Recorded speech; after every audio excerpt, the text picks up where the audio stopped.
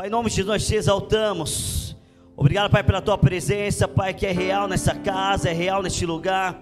Nós sabemos que o Senhor já entregou uma palavra do teu coração, para o coração do teu filho, para que seja transmitido para o teu povo nessa noite.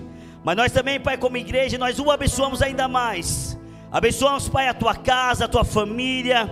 Abençoamos, Pai, as tuas filhas, a sua neta, a sua esposa, os seus negócios, o teu trabalho, a obra das suas mãos. Sim, Pai, como igreja abençoamos. Em nome de Jesus eu peço, Pai, usa o teu filho de uma maneira única nessa noite poderosa. Em nome de Jesus Cristo, em nome de Jesus. Amém. Aplauda o Senhor bem forte.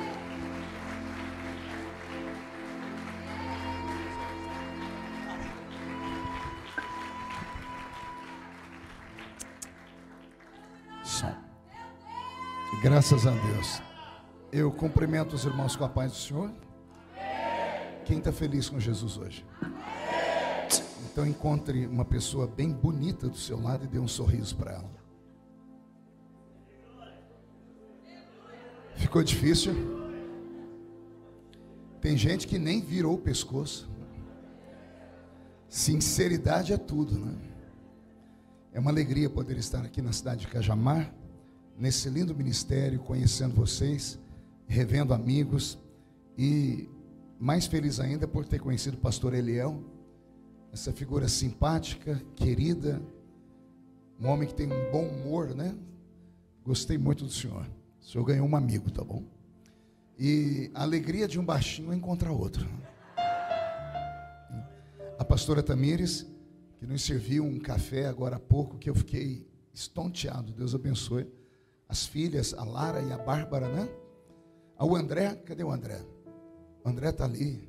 O André está com uma camisa ali que nem Salomão, em toda a sua riqueza, teve uma camisa como essa. O Roberto fez aqui alguns apontamentos, pastor, para eu agradecer ao apóstolo Jonatas, que foi quem fez a ponte, né, para eu poder chegar aqui, e o apóstolo Lorival, que é o presidente da IAP. IAP é assim que fala? Deus abençoe a ele. Alguém trouxe Bíblia nessa noite? Então, abra sua Bíblia comigo, no livro de Atos dos Apóstolos, Atos, capítulo de número 2.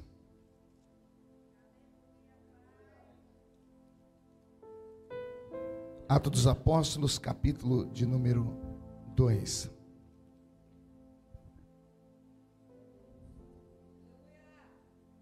Deus está aqui.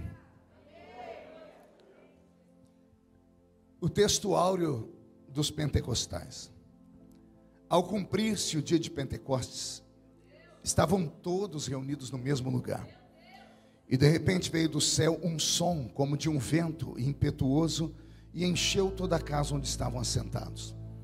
E apareceram distribuídas entre eles línguas repartidas como que de fogo, as quais pousaram sobre cada um deles. E todos foram cheios do Espírito Santo. E começaram a falar em outras línguas, conforme o Espírito Santo lhes concedia que falassem. Amém, igreja? Feche a Bíblia, coloque no banco, na cadeira, e pegue na mão da pessoa mais perfumada do seu lado. Eu tentei bonito, não deu certo. Perfumado, por enquanto, deve ter alguém do seu lado ainda. E só aperte a mão dessa criatura com carinho, até ela falar aleluia. Pentecostal que não faz barulho está com defeito de fabricação, não é? Vamos orar? Senhor, nós te exaltamos, nós te glorificamos, e nós entendemos que dentro de alguns minutos, e mais uma vez, esta linda igreja ficará pequena para o tamanho da glória que o Senhor vai mandar do alto dos céus. Os que vieram tristes começarão a saltar de alegria. Os que vieram se arrastando não voltam para casa se arrastando. Hoje voltarão voando nas asas de um novo tempo. E antes que eu comece a revelar os seus segredos, cerque esta igreja com a sua presença. E num raio de 5 quilômetros, onde houver um demônio alojado, eu dou a esses demônios segundos para sumirem de Cajamar, porque se não sumirem, serão queimados pelo poder da sua glória que aqui será derramada. rasgue os céus sobre nós, manda anjos de fogo descerem aqui, que estes anjos desçam, trazendo brasas de fogo nas mãos, comecem a esparramar estas brasas entre nós, e onde houver um crente cheio do Espírito Santo, pega ele nesta noite, Jesus, e mostra o caminho da verdadeira e poderosa adoração. Fala conosco, fica conosco, é o que eu te peço agora e sempre. E toda a igreja diz: os que podem, tomem o seu assento, aplaudindo a Jesus, porque Ele é bom.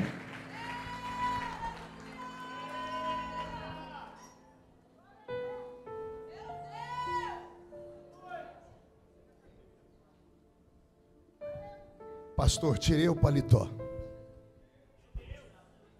por favor. Só tem nós dois de paletó dentro da igreja. Glória a Deus. Me acompanha no teclado o pastor Roberto Marinho, que geralmente canta. Hoje ele abriu mão de cantar, não sei o motivo. Deu algum problema aí no som? Não, hoje você está tá tranquilo. No final do culto ele vai cantar só umas 8 músicas para nós, tá bom? Porque eu perguntei ao pastor quanto tempo eu tinha. Ele disse: vai até onde der.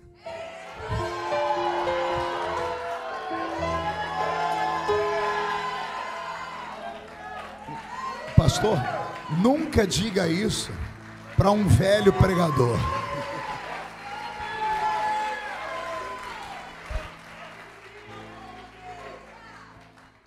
Lá no Rio Grande do Sul, onde eu preguei ontem, me chamam de pregador de tiro longo, tchê. O que é um tiro longo? Ele dá um tiro e você não para, a bala não para de voar mais, né? Pois bem, vamos lá. Roberto, me ajude aí. Eu só vou pedir para esse ventilador virar ele para cá, porque se o vento ficar direto em mim, eu posso ter um choque térmico. Minha voz já não ajuda muito, né? Isso. Muito obrigado. E se puder me dar só um pouquinho de agudo aqui, vai ganhar um beijo, viu? Pela carinha dele, ele está carente. Final do culto, todo mundo dando um abraço nele, viu? Valeu. Obrigado.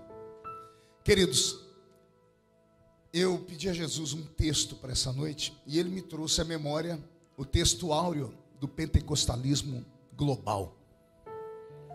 Eu conheço o senhor, lá de Brasília. O que você está fazendo aqui? Não tinha serviço lá, não? Obrigado, pastorzão. Como é que é? Eu sei, acabei de cumprimentar ele. O Roberto é meio ventríloco, né? Eu falo aqui, ele fala ali, pronto. O texto de Atos dos Apóstolos, capítulo 2, ele não marca apenas o início da igreja como instituição, mas ela é também um divisor de águas na história da humanidade. Muitas pessoas, por puro preconceito, falam que os gritos e a histeria coletiva que ocorre num culto pentecostal são frutos de uma mente com problema. Alguns chegam a dizer que somos esquizofrênicos. Outros dizem que isso é uma catalepsia espiritual. Tem que procurar depois no dicionário aí. Outros dizem que isso é uma reação psicossomática do nosso cérebro. Diz que entramos em transe e começamos a falar palavras ininteligíveis que não têm significado algum para os normais. Igreja pentecostal não é para gente normal. Os normais entram aqui dentro e se perdem, ficam loucos. Eles que se dizem normais enlouquecem quando vem a nossa loucura. Porque nós não somos normais. Nós somos caminhantes de 2 mundos. Eu não prego para homens e mulheres normais. Eu prego para homens e mulheres que ficam com um pé nesta terra e o outro pé nas regiões celestiais. E isso foi a força motriz que levantou a igreja de Cristo em Atos dos Apóstolos. E com esse poder liberado pelo Espírito Santo, a igreja se tornou essa potência que é até os dias de hoje. Não foram uma nem duas, mas inúmeras vezes que o diabo, agindo como um bombeiro, tentou apagar a chama do Espírito Santo. Mas como Deus é mais sábio do que ele, Deus trocou a água por combustível. E cada vez que o diabo tenta apagar a chama do Espírito Santo, há uma explosão de avivamento. E eu quero acreditar que nesta noite Deus vai marcar a história de Cajamar e vai mudar a sua vida definitivamente. O que eu quero propor nessa noite para vocês é uma visita dentro da Bíblia Sagrada para compreendermos o que é o Pentecoste. O Pentecoste não é apenas um movimento que acabou. O Pentecoste é uma devolução parcial da autoridade que o nosso ancestral primário, Adão, recebeu lá no Éden. Todos que aqui estão devem saber que Adão, embora fosse feito de carne e osso como nós, ele tinha algo diferente. Adão não era um ser humano parecido conosco. Pelo que eu li na Bíblia Sagrada, ele era diferenciado. Primeiro porque ele não enxergava como nós enxergamos. Tanto que a Bíblia diz que assim que ele comeu do fruto, do conhecimento do bem e do mal, os seus olhos se abriram e ele viu que estava nu. Ou seja, se antes ele não entendia ou não percebia a sua nudez, duas coisas: ou ele era como uma criança que não tem conhecimento algum, ou o corpo dele, mesmo sendo de carne e osso, era vestido de uma glória que não dava a ele a habilidade de enxergar a sua nudez. E é nisso que eu aposto. Adão não era burro. Adão não era uma criança criada que não sabia ler nem escrever, não tinha capacidade mental. O corpo de Adão, embora fosse como o meu e o seu, ele era envolto num manto de mistério. Por quê? Só essa é a explicação lógica para ele olhar para si e não ver a sua nudez. O corpo dele reluzia, o corpo dele brilhava. Pastor, há algum apontamento nisso na Bíblia? Eu vejo, não no primeiro Adão, mas eu vejo no segundo Adão. A Bíblia chama Jesus de segundo Adão. Alguém deve se lembrar aqui do texto onde a Bíblia fala que Jesus subiu até o Monte Tabor, no Monte da Transfiguração, e podendo ter levado os 12 discípulos, levou apenas 3. Pedro, não ouvi, levou apenas 3. Qual era o nome deles? Até aqui há um profundo mistério, porque se Jesus escolheu aqueles 12 homens, isso dava a eles a habilidade de serem especiais. Mas mesmo os especiais não estavam preparados para ver aquilo que aqueles 3 malucos viram. Com isso eu aprendo que dentro da igreja só tem gente especial. Mas mesmo os especiais, nem todos estão preparados para ver algumas coisas, porque se verem vão enlouquecer. Então mesmo entre os especiais existem alguns que são diferenciados. E a esses diferenciados, o Senhor dá aquilo que não dá aos demais. Por isso Jesus levou para o alto do Monte da Transfiguração apenas Pedro, Tiago e João. E no alto do Monte da Transfiguração, Jesus deu uma palavra de ordem para que Pedro, Tiago e João ficassem em um certo espaço. E ele se afasta deles a um tiro de flecha, 28 metros aproximadamente. E ali, distante deles, a Bíblia Sagrada diz que o céu se abre. E 2 seres descem do céu. E o corpo daquele homem, do segundo Adão, passa a reluzir, passa a brilhar, se transfigura e fica como o clarão do sol ao meio-dia, ao ponto dos discípulos de Cristo não conseguirem mais enxergá-lo, porque Jesus se transfigurou em um facho de luz.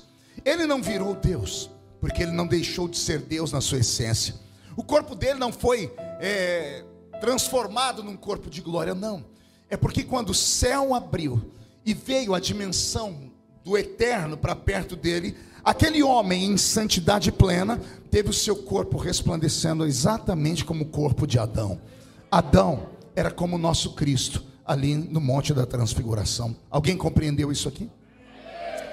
Adão tinha habilidades que os homens não têm mais. A minha Bíblia diz que ele colocou nome nos animais, sim ou não? Colocar nome no cachorro é fácil, é um animal dócil, está ali perto dele. Colocar nome no leão fica um pouquinho mais difícil. Colocar nome nas aves não é tão difícil, porque elas se cansam de voar, é só ele correr atrás, esperar elas se assentarem e então colocar nome nelas. Eu quero ver colocar nome nos peixes do mar. Como foi que Adão colocou nome nos peixes do mar? Teria ele chamado os peixes do mar à beira da praia? Se viessem à beira da praia, a baleia, por exemplo, teria encalhado. Outros animais também. Será que Adão podia respirar debaixo d'água? Será que Adão podia voar? Por que, pastor, o senhor faz essas perguntas? Porque Jesus, através do eterno Pai, deu a ele uma palavra de ordem: você vai viver enquanto não pecar. Enquanto não pecar, você está imortalizado. Adão foi um imortal até cometer o erro. Então quer dizer que enquanto ele não cometeu o erro, ele poderia brincar com a vida e desafiar a própria morte. Ele estava proibido de morrer, porque ele estava debaixo de uma palavra. Liberou Deus uma palavra sobre ele, dando a ele autoridade suprema sobre este planeta. O Senhor disse a ele: dominai a terra. O Senhor disse a ele: sujeitai a terra. A palavra dominar e sujeitar estão no imperativo. Quem conhece um pouco da língua portuguesa sabe que raramente o ser humano usa esse tipo de palavra. Dominai, sujeitai, eis. Raramente você vai ver alguém chegar em casa e falar assim: mulher, eis que eu cheguei aqui. Porque são palavras usadas no imperativo. O que é o imperativo? Não é uma palavra de conselho. Não é uma palavra dada para uma pessoa que quer ou não. É uma palavra de ordem. O homem foi colocado nesse mundo para ser o cabeça desse planeta. Esse mundo foi dado ao ser humano de presente. Deus criou esse mundo só para que o homem pudesse ser nele o seu rei. O Senhor é rei dos reis e o homem é o rei desse planeta. Olha que coisa interessante eu vejo aqui. Quando Deus criou o homem, Deus colocou Adão para morar no deserto do Saara, sim ou não? Só um falou não, dois. Vou perguntar de novo. Quando Deus criou Adão, Deus colocou ele no meio do deserto do Saara, o lugar mais hostil do mundo, para viver, sim ou não? Deus colocou ele no alto dos Andes, dos montes aqui do Chile, onde só tem neve, sim ou não? Não. Deus colocou o homem para viver onde? No jardim do Éden. O que era o jardim do Éden? Paraíso. O que é o paraíso? Lugar onde não há necessidade de nada. Deus colocou o homem para ter uma vida plena nesta terra. Deus colocou o homem nesta terra para ele ser o cabeça de tudo que há nesta terra. Assim como Deus governa os céus, o homem deveria governar a terra. Nada pode habitar nesse mundo sem a autorização do dono desse mundo. E quem é o dono desse mundo? Você. Yeshua deu para nós esse mundo. O próprio Deus, para se manifestar aqui, digo isso debaixo de humildade, Senhor, não me fulmina. O próprio Deus, para se manifestar aqui, precisou encontrar um caminho legal para se manifestar ao homem. Diferente do diabo, que quando entrou nesse mundo, não entrou pela porta, entrou pela janela. Pense comigo, como era mais fácil enganar Eva e Adão? Entrando o diabo no corpo de uma serpente, de uma cobra, ou aparecendo ele em forma de um anjo de luz? Como seria mais fácil o homem acreditar na palavra do diabo? Uma cobra conversando com ele, ou um anjo de luz falando com ele? Como era mais fácil? Um anjo, é claro, é mais fácil você acreditar num anjo do que numa cobra. E por que é que o diabo não apareceu em forma de um anjo de luz? Pergunte para mim, por que não, pastor? Porque anjos são espíritos. E esse mundo é um mundo de matéria. Só pode estar legal neste planeta o que é matéria. Só matéria habita na matéria. Por exemplo, essa casa está cheia de anjos, sim ou não? E por que a gente não os vê? Porque alguns de vez em quando os enxergam. Alguns têm essa habilidade, mas só têm essa habilidade quando estão mais perto de lá do que daqui. Geralmente estão em jejum profundo, muita oração, muita santidade. E aí eles conseguem rasgar o véu que separa o mundo de Deus desse, e eles trazem o céu para perto deles. O restante de nós não vê nada. Por quê? Nossa vida material nos impede de ver. Os anjos não podem morar nesse planeta. Pergunte por quê? Porque essa terra é matéria. E os anjos são espíritos. E o que é espírito? A palavra espírito no hebraico é ruach ou ruot. O que é ruach ou ruot? É isso aqui, ó. Ou é isso aqui, ó. Espírito no hebraico é vento, sopro ou hálito. Anjos são espíritos. Espíritos só habitam onde há espíritos. A terra é um mundo físico, é um mundo material. Como é um mundo material, nenhum espírito pode habitar nessa terra. A não ser que os donos dessa terra com vídeos. A não ser que os donos desse planeta abram uma porta para eles. A não ser que os donos desse planeta dizem assim a eles: podem vir e ficar na minha vida. Você vai começar a entender porque alguns crentes são oprimidos pelo diabo, porque algumas cidades são dominadas por espíritos malignos. Nenhum espírito maligno pode habitar nesse planeta. Por exemplo, se tiver aqui agora do meu lado um demônio de 3 metros de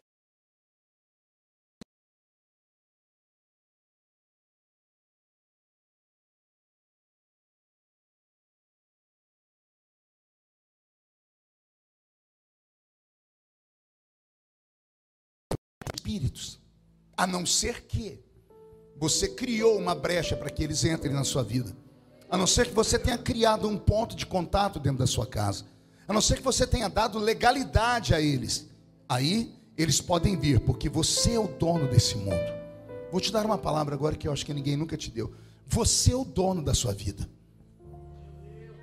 Se há alguma perturbação na sua vida, é porque você permitiu, é porque você convidou e abriu brecha. Não se apavore, porque eu estou dizendo que você é o dono da sua vida. Do jeito que você abriu a brecha, você pode fechá-la. Do jeito que você deixou ele vir, se você der uma palavra de ordem, esses espíritos são obrigados a irem embora. Porque você é filho de Deus. Você é príncipe da eternidade e é um rei desse mundo. Eu proponho nesta noite a falência do império das trevas em Cajamar. Eu proponho nesta noite que quando você chegar na rua da sua casa, hoje à noite, os demônios que têm juízo vão começar a arrumar as malas para se mudar de lá. E os demônios atrevidos que não têm juízo, o Senhor os transformará em tapete, para que você pise sobre eles. E se alguém acredita nisso, não dá um grito, não, dá um berro de glória a Deus.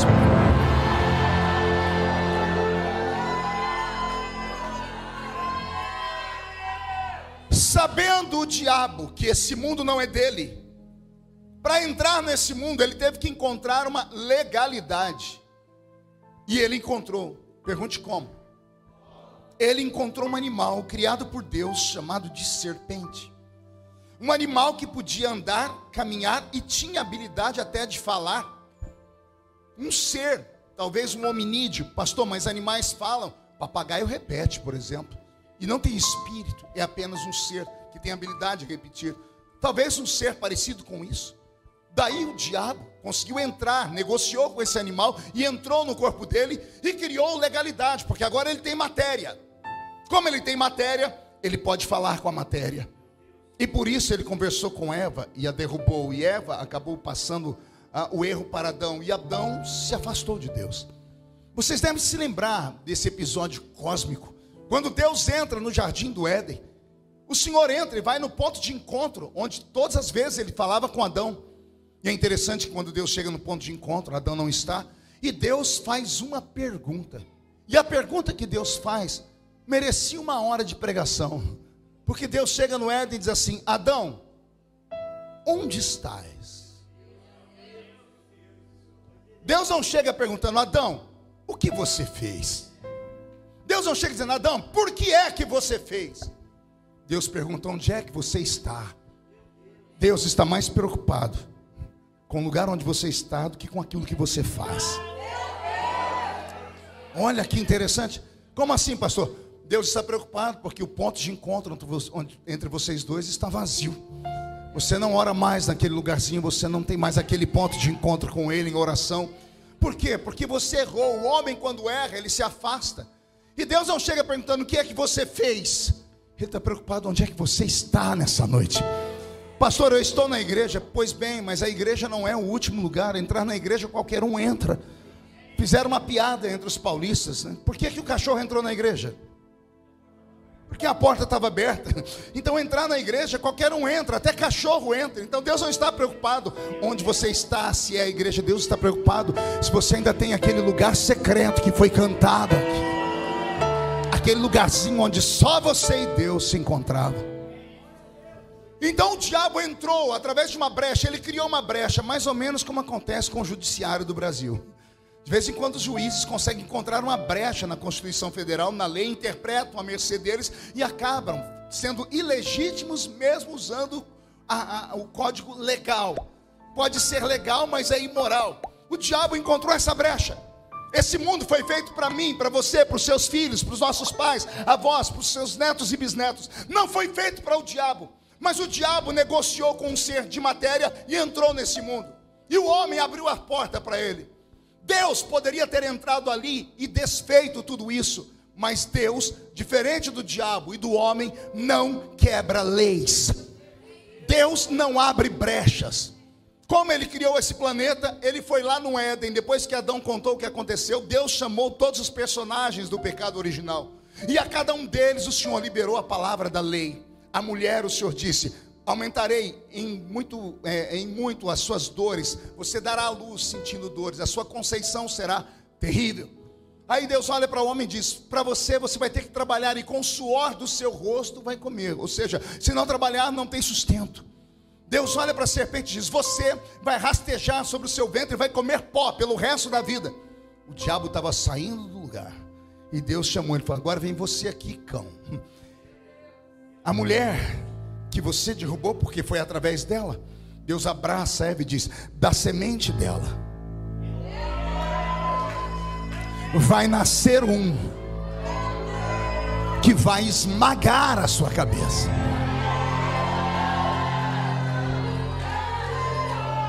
Era a maneira de Deus falar assim: eu não entro, me recuso a entrar no corpo de uma cobra, eu me recuso a entrar no corpo de um chimpanzé. Eu só vou entrar nesse planeta quando os donos do planeta me convidarem para entrar aqui. E aí o ser humano, desde que Adão pecou, começou a orar, a clamar, a pedir misericórdia, até que um dia, 2000 anos atrás, lá na eternidade, Yeshua se levantou e disse: Pai, eis-me aqui, envia-me a mim. Eles querem salvação, então eu vou descer lá. Mas não vou entrar no corpo de cobra, não vou entrar no corpo de chimpanzé, nem no corpo de elefante. Eu vou nascer como ser humano. Vou entrar pela porta, não entro pela janela. Vou entrar e cumprir a lei. Alguém entendeu isso aqui? Isso eu acho que vale um glória a Deus mais alto do que esse.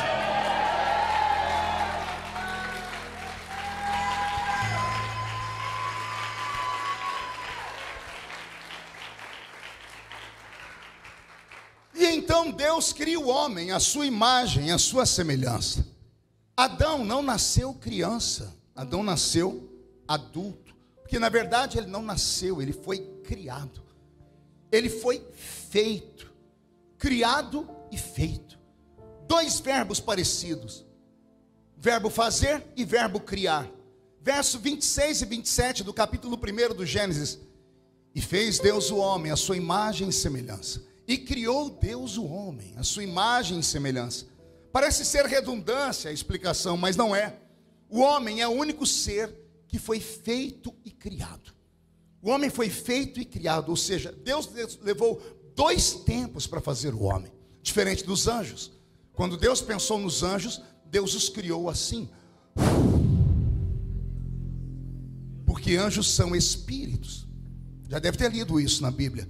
Anjos são espíritos ministradores que ministram a favor daqueles que hão de herdar a salvação. Anjos são espíritos. E o que é espírito? Sopro ou hálito. Deus pensou nos anjos aqui, sentado no trono estava, sentado no trono ficou. Deus pensou e os criou assim. Por que anjos não podem morrer? Porque eles são partículas divinas, são o hálito do próprio Deus. Não nasceram do nada, saíram de dentro do próprio Deus. Por quê? Porque Deus soprou. Por favor, levante a cabeça e sopre. De onde saiu o sopro? Daqui de dentro. E por que eu pedi para você erguer a cabeça?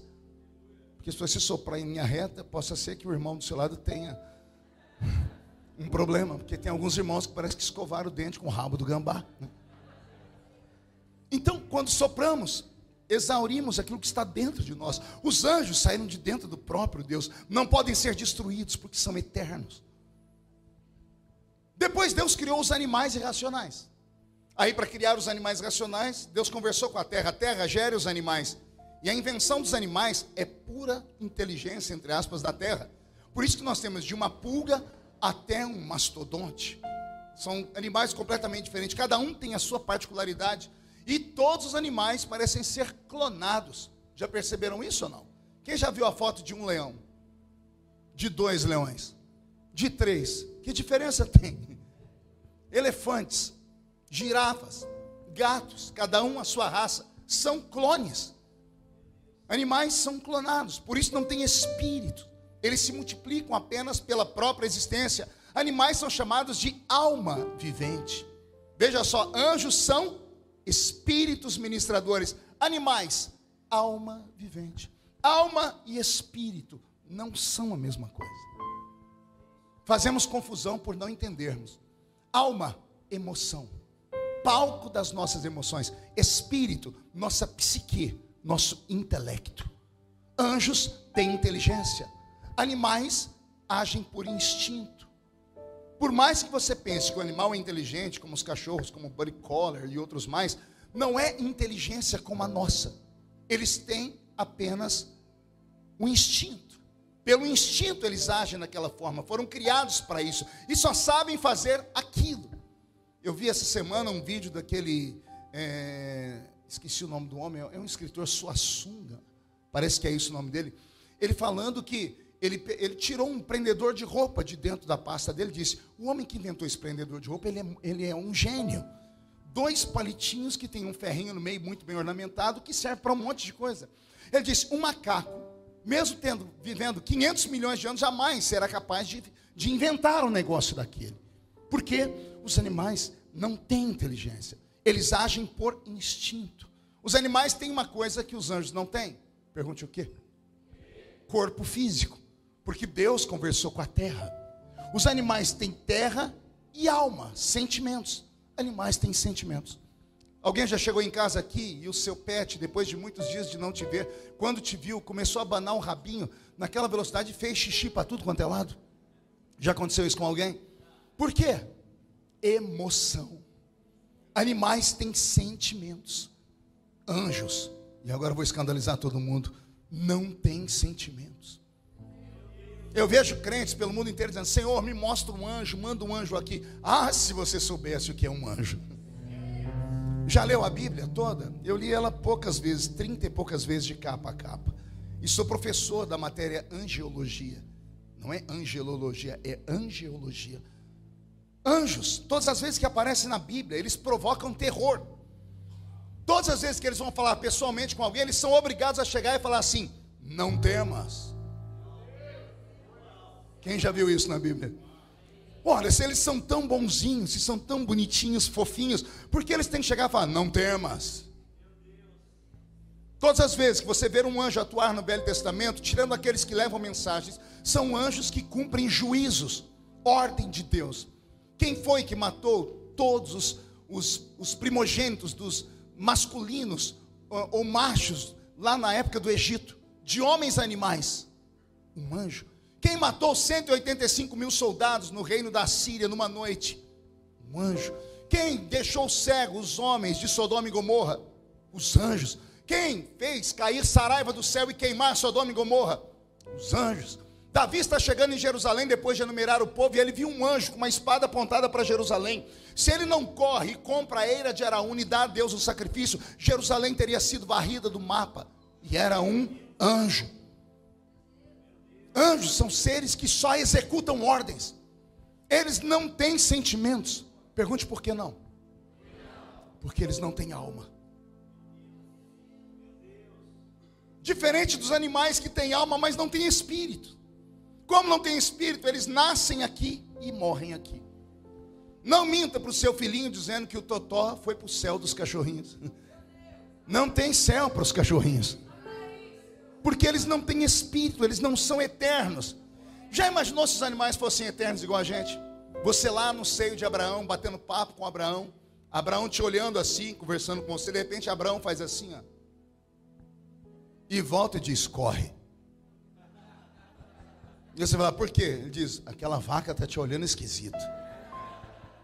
E a vaca correndo atrás de você gritando, o que eu fiz com você, mimosa? E ela fala, você comeu a minha costela.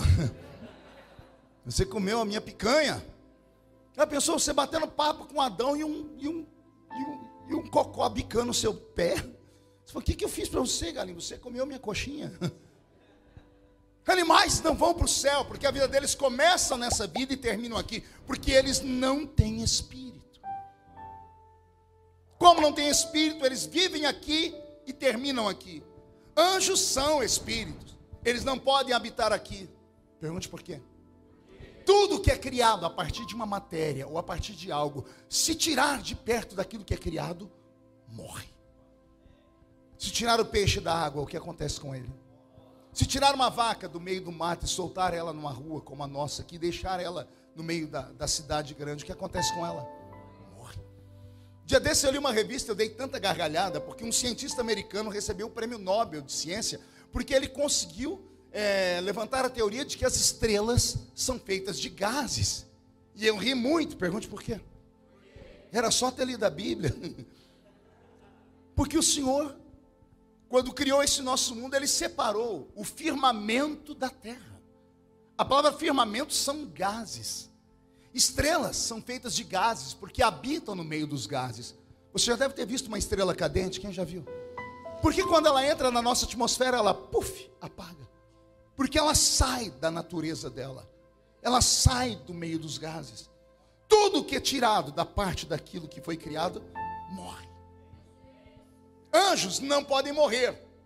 Mas se ficarem muito longe de Deus, eles se transfiguram naquilo que chamamos de demônios. Quer perguntar o porquê? Porque todo ser que existe no universo só pode existir se ficar perto do Sol. O Sol é o alimento do nosso planeta, você sabe disso. Você já viu uma montanha? Aqui tem muitas, né? Pois bem, a montanha é íngreme, a sementinha está lá na terra. Não era para ela nascer de maneira perpendicular e a árvore nascer assim? Por que quando ela sai da terra, ela busca o céu?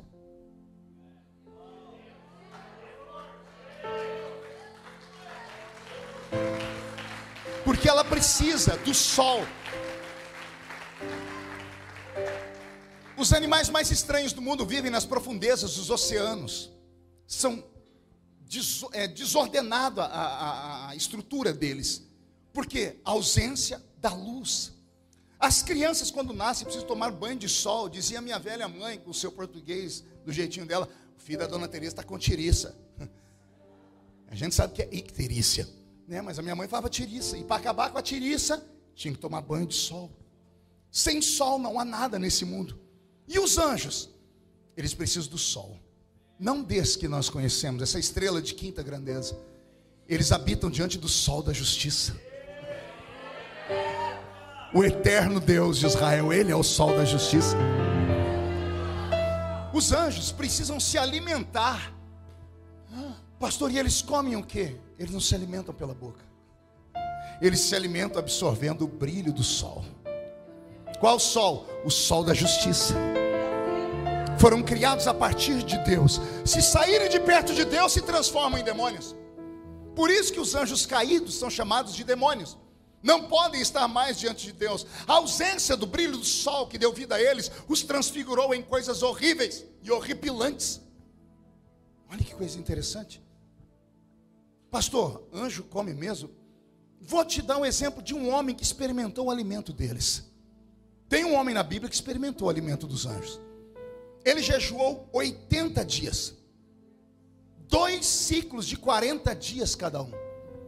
Ele subiu ao alto da montanha, jejuou 40 dias e 40 noites e desceu trazendo tábuas da lei. Ele viu o povo adorando bezerros. Ele quebrou as tábuas e voltou para o monte. E diz ele em Deuteronômio capítulo 9: e mais 40 dias e mais 40 noites não comi pão nem bebi água. 80 dias sem comer e sem beber, qualquer ser humano morre. Mas 80 dias depois, ele não morreu. Ele voltou lá de cima mais forte do que quando ele subiu, trazendo novas tábuas da lei. Pastor, o que o senhor quer dizer? Eu quero dizer que ele se alimentou do alimento dos anjos. Tem prova? Tenho. Pergunte qual. Vamos usar a ciência moderna. A ciência moderna diz que o homem é o que o homem come. Se você olhar do seu lado agora, e eu te deixo, porque o seu desejo desde que entrou aqui era reparar o irmão do seu lado. Pode olhar, olha agora, aproveita, vê a roupa, o brinco. Mas dá uma olhadinha nesse corpinho lindo, nessa pele. Esse corpinho em forma de um botijão de gás ou de uma tábua de passar roupa. Essa coisinha fofa. Você é capaz, sem ter o tom de revelação, dizer porque a criatura está desse jeito. Mulher principalmente. Mulher sabe tudo. Ela olha a outra e diz: ó, tá caprichando na vitamina E, hein? Ó, a pele dela, vitamina D em excesso. Cabelo, ó, a vitamina A. Em compensação, quando vê alguém parecendo o gadareno, fala: esse não está se alimentando direito, não. Está esquisito. O homem é o que o homem come. Sim ou não? Moisés desce 80 dias depois. E a Bíblia diz que quando ele chega perto do povo, as pessoas são obrigadas a pegar um pano.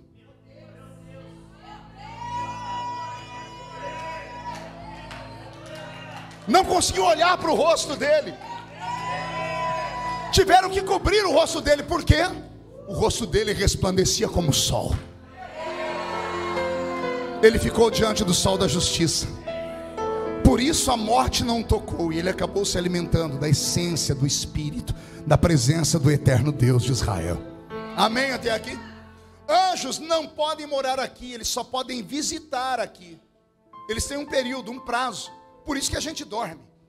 Quando você dorme e entra em estado alfa, eles já se preparam para ir para o céu. Quando você está em estado beta, que é aquele sono pesado e profundo, que se a trombeta do arrebatamento tocar no seu ouvido, você não escuta. Não sei se você tem gente assim na sua casa. Na minha tem. Crente que tem um sono pesado, eles falam. Aquilo é o estado beta. É um estado onde o seu espírito e o seu corpo parece que estão completamente desligados. Nesse período o diabo não pode te tocar. Então os anjos retornam diante do Senhor. E lá no alto monte da congregação, eles absorvem a glória do Eterno. O brilho dele vai os alimentando e os fortalecendo, para que no dia seguinte eles desçam lá onde você está de novo. E quando você abre os olhos, eis que o anjo do Senhor acampa ao redor daquele que o teme e o livra do mal. Quem está acompanhando aí pode dar um glória a Deus. Anjos não podem morar aqui.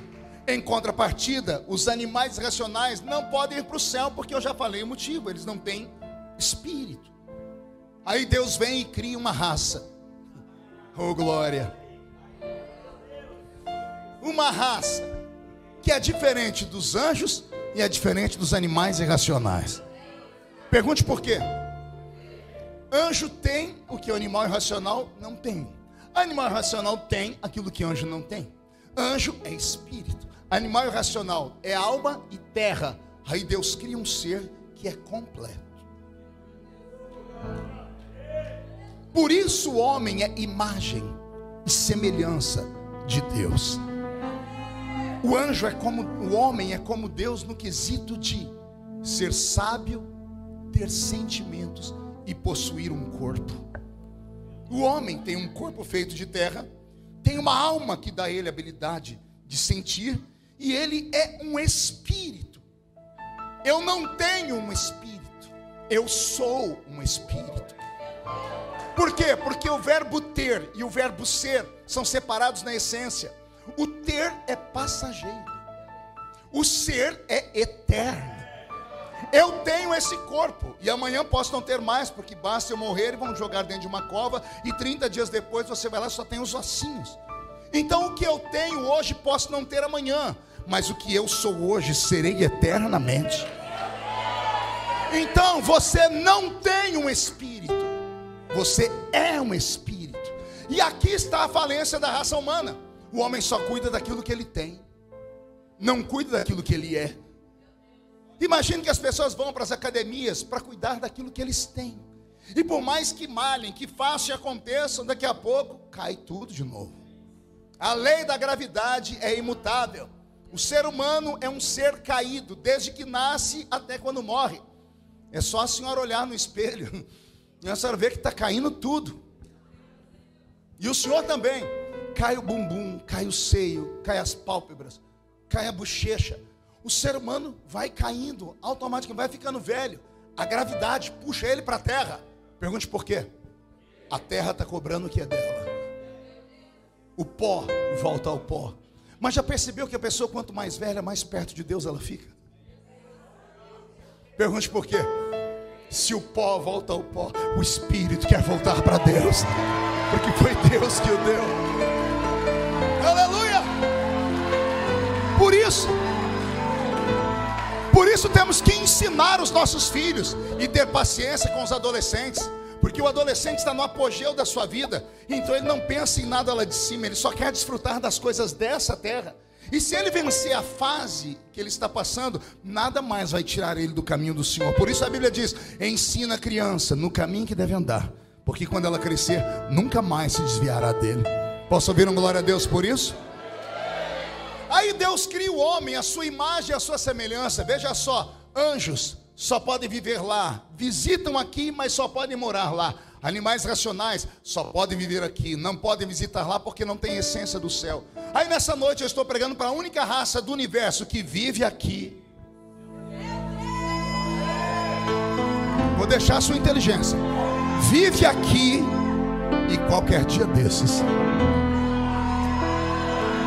vai viver lá. E se a trombeta do arrebatamento tocar hoje à noite, eu não sei você, mas se daqui de dentro só 2 subir, um sou eu, quem é o outro? E vem comigo. Então reage, pelo amor de Deus.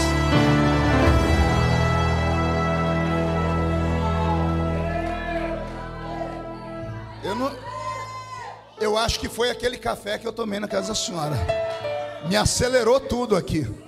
Tomara que estejam gravando, porque isso aqui é mais que uma pregação, é um seminário. Mas vem comigo, Beto, mude a música.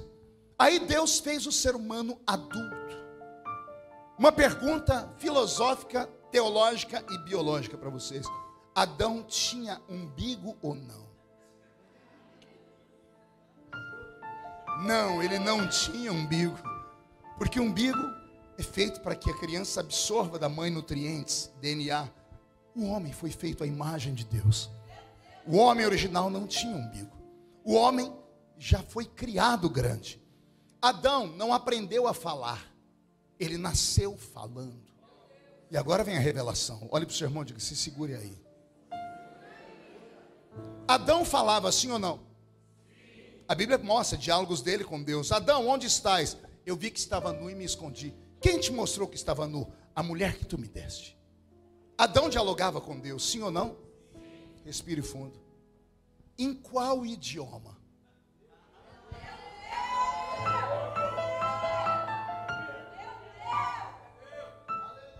Pense aí. Qual era o idioma de Adão no Éden?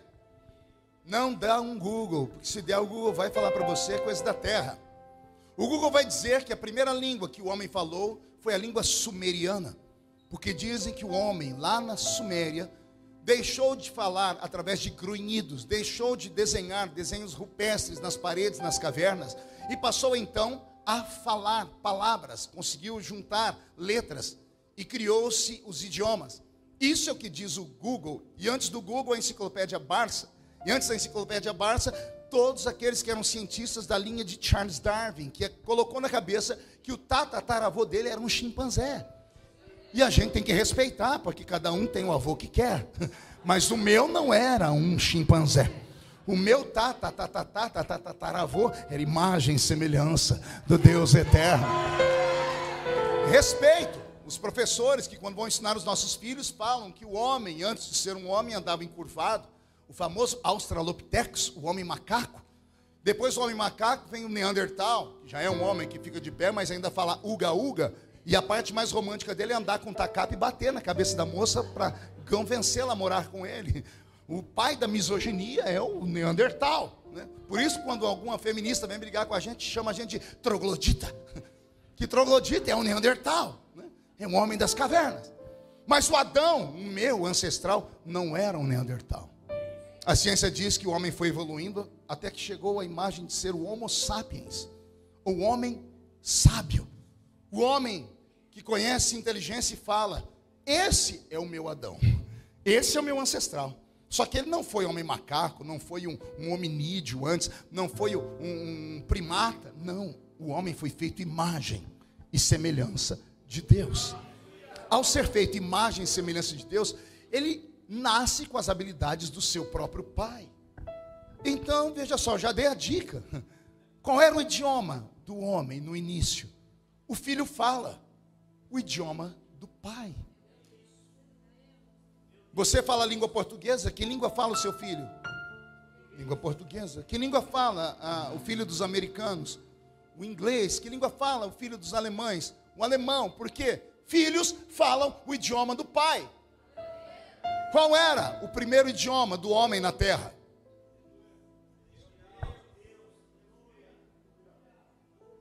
Pense, põe aí o tique e o teco, os dois neurônios que sobraram depois de tanta química no cabelo. Põe eles para funcionar. Qual era o idioma que o homem falava no Éden? O homem falava o idioma do céu. E agora vem uma parte mais bonita, pergunte qual? Qual era o idioma do céu? Qual é a língua de Deus? Só vamos descobrir na eternidade. Porque antes de Deus criar os seres vivos, só havia Ele. Não havia nada antes dele. E também não posso dizer que houve coisas após, porque não dá para mensurar o tempo de Deus. Sabe a tal da eternidade? Ela nasceu e foi criada pelo próprio Deus. E quando a eternidade acabar, Ele continuará sendo Deus. Consegue imaginar isso ou não? Deus é um ser incriado. Ele é um ser que sempre existiu. Coisas que a mente humana não consegue acompanhar, porque a nossa mente é limitada. Nós só conseguimos acreditar naquilo que tem um ponto de partida. Deus não tem ponto de partida. Ele é a própria partida. Antes dos anjos, antes dos animais racionais e antes do homem, só havia Ele. Ele e mais Ele e mais Ele. Que nós chamamos na tradição pentecostal de trindade, que eu prefiro chamar de divindade. E essa divindade conversava com quem? Consigo mesmo. E para falar consigo mesmo não precisa articular palavras, basta pensar. Você já conversou com você mesmo? Que conclusão você chegou? O ser humano conversa, a gente conversa com a gente mesmo de vez em quando aqui dentro. Deus fazia a mesma coisa. Aí Deus tem uma visão e Ele cria os anjos. Ao criar os anjos, Ele poderia conversar com eles de maneira telepática, mas Ele deu a eles idiomas. Como é que o senhor sabe? Capítulo 13 da carta de Paulo aos Coríntios. Ainda que eu falasse na língua dos, ainda que eu falasse na língua dos, os anjos falam. Então Deus criou os anjos para que eles conversassem entre si. Deus deu a eles um idioma do céu, porque o idioma primário era o idioma dos seres inteligentes, Deus e os seus anjos. Aí Deus cria um ser à sua imagem e à sua semelhança. E o homem é criado com a habilidade do céu. Adão falava o idioma do céu. Esse foi o primeiro idioma do homem. E o que aconteceu? O homem, depois que pecou, começou a perder tudo que recebeu do céu. Após o seu pecado, aquele brilho de santidade, de pureza, desapareceu dele. Então ele enxergou a sua nudez. Dali em diante foi queda livre, porque Deus havia dito: do dia que você comer do fruto da árvore do conhecimento do bem e do mal, você vai morrer. A morte é uma doença incurável. O ser humano não conseguiu até hoje encontrar um retardamento da morte. Ele até dá uma sobrevida, alguns através de remédios, mas ele não consegue eliminar a morte do planeta, porque ela é uma maldição herdada. O apóstolo Paulo, na carta aos Coríntios, no capítulo 15, diz: a morte é o último inimigo a ser vencido pelo ser humano. Houve um que há 2000 anos atrás deu um couro na morte. Ele estava na cruz, pendurado. Antes de morrer, a morte olhou de longe e se aproximou dele, toda arrogante. Também pudera. Ela olhou de longe e ele estava assim, ó. Só tem um problema, pergunte qual. Quando ela foi chegando perto, ela viu que ele não era um. Ela só enxergou de longe o tal do Yeshua. Mas quando ela chegou perto, ela viu dentro de Yeshua o Cristo. Por isso Jesus Cristo. Não é nome e sobrenome. Jesus, o homem. Cristo, Deus. Jesus tinha carcaça de homem, mas dentro dele estava Deus. O homem é doente, se adoece. O homem se curva e cai. Deus nunca. A morte chegou perto e Yeshua estava assim. Cristo estava assim. Pegou ou não? Yeshua estava assim. A morte chegou perto, olhou para dentro de Yeshua, o Cristo estava assim. A morte chegou para levar embora Yeshua. E ela não deu conta. Se alguém falar para você que a morte matou Jesus, dê de dedo no nariz da pessoa e diga: mentira. A morte não matou. Ele falou na cruz: ninguém me toma, eu dou a minha vida. Consegue entender isso ou não? A morte não podia levar ele embora. Pergunte por quê? Porque o salário do pecado é a... Ele não pecou. Se ele não pecou, ele não podia morrer. Se Jesus não desse uma mãozinha, ele estava pendurado na cruz até hoje. Porque Deus não pode se autoflagelar com a sua palavra. Ele não pode negar a si mesmo e não pode negar a sua palavra. Ele estabeleceu: só morre porque peca. Se quem peca tem que morrer, quem não peca tem que viver. Jesus pecou? Por que ele morreu? Ele morreu porque ele se entregou. Ele dito: nas tuas mãos eu entrego, ninguém toma. Vou repetir. A morte chegou e tentou, não deu conta. Ela bateu a foice dela no peito de Jesus. Já viu desenhos da morte? Figuras. Os gregos sempre carregam a morte num gorro negro, carregando uma foice na mão. Aquilo é verdade. Aquela foice tem nome, chama-se aguilhão.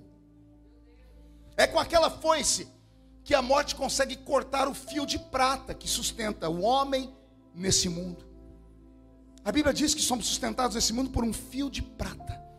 Não há nada nesse mundo que possa cortá-lo. Só a morte tinha na mão uma máquina chamada de aguilhão. Com aguilhão ela cortava o fio de prata e o homem morria. A morte subiu o Gólgota. Quando viu Yeshua de cabeça tombada, ela levantou a foice. Quando ela olhou para frente, estava o Cristo, dizendo para ela: cai dentro, vem. E o que aconteceu? Quando ela bateu a foice no peito dele para cortar o fio de prata, a foice quebrou. O senhor é louco, pastor? Não, está escrito. Primeira carta de Paulo aos Coríntios, capítulo 15. Paulo está pregando um sermão cheio de Deus lá na... Ele olha lá na porta, quem está lá? A morte. A morte olhando para ele, falando assim: pegou aí ou não? Fim do culto eu te pego. Paulo deveria ter saído correndo, mas o Paulo esticou o olhar, e olha que ele não enxergava direito. Carta aos Gálatas diz que ele tinha problema nos olhos. O amor que vocês têm por mim é tão grande que, se fosse possível, tirariam seus olhos e doariam para mim. E não é que ele esticou o olhar e olhou para a morte, ao invés de ficar com medo, ele riu dela e disse: ó morte, ó morte, onde está o teu aguilhão, ó morte?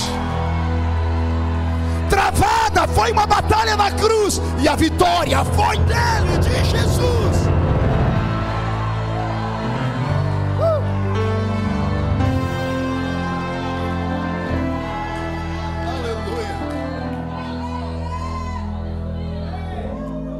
Olha que coisa, olha quanta coisa linda nós temos na palavra. O homem foi pecando e foi se afastando de Deus. O homem foi perdendo as suas habilidades. A habilidade de dominar a terra, porque ele abriu concessões para demônios. Existem coisas que somente os curiosos vão descobrir. Se um dia tiver curiosidade, tente ler o livro de Enoque, 1, 2 e o 3. Pastor, mas não tá na Bíblia o livro de Enoque. Não está. Mas se ele fosse tão apócrifo como todo mundo diz, não seria citado por Judas, lá no versículo 14, que antecede o Apocalipse. Eis que é vindo o Senhor com milhares dos seus santos. Assim profetizou Enoque, o sétimo depois de Adão. De onde tiraram isso? Do livro de Enoque.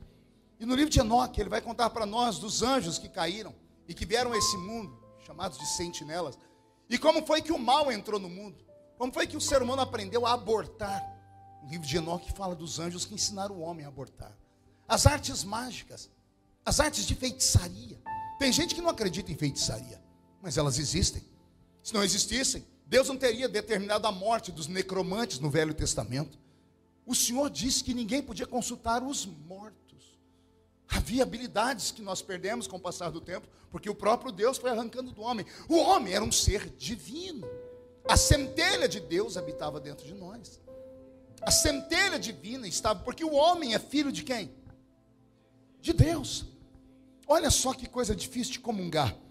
Tem uma frase na terra que diz assim: filho de peixe.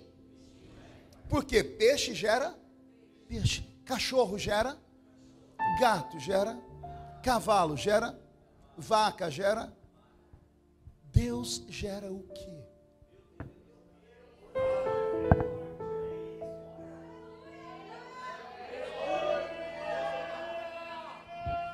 É até difícil comungar isso, porque se eu falar o que eu penso, que as pessoas vão... Amanhã está na internet, pastor Marco Feliciano diz que o homem é Deus, porque o homem se deificou. Não é isso.